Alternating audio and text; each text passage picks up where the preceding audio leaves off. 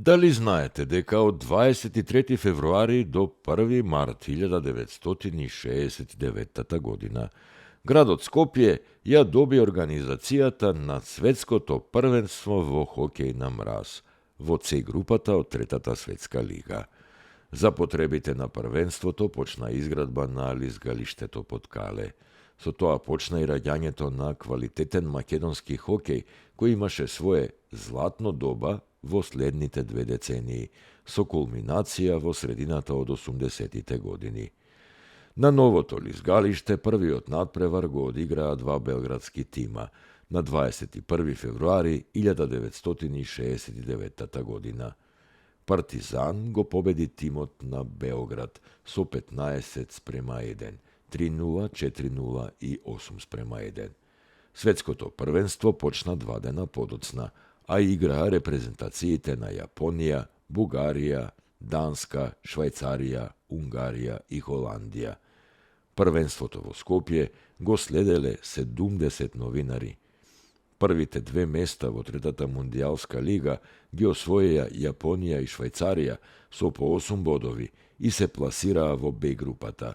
Зад нив беше Унгарија со 6 бода, Холандија и Бугарија со по 4, а последна Данска без освоени бодови.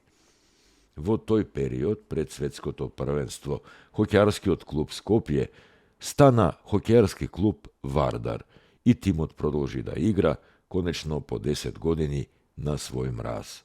Така беа создадени услови за почеток на една убава хокеарска приказна на Скопје.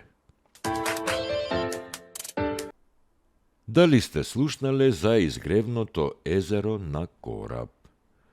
Се работи за природно ледничко езеро на планината Кораб, кое се одликува со исклучително убава гледка, како и целиот крајолик во непосредната околина и пространство исполнето со величествени остри врвови на Кораб, кои го обкружуваат изгревното езеро од север, од запад и од југ, при што циркот во кој се наоѓа има отвореност само кон исток и југоисток, давајќи му изглед на езерото и непосредната околина како на бисер во школка. Иако е тоа постојано природно езеро, поради многу тешката пристапност на пределот и големата оддалеченост, не е обележено ниту на една од географските и топографските карти и е речиси целосно непознато, па дури и непроучено од науката, а исто така е и многу ретко посетувано од посетители, најчесто осамени овчари или планинари.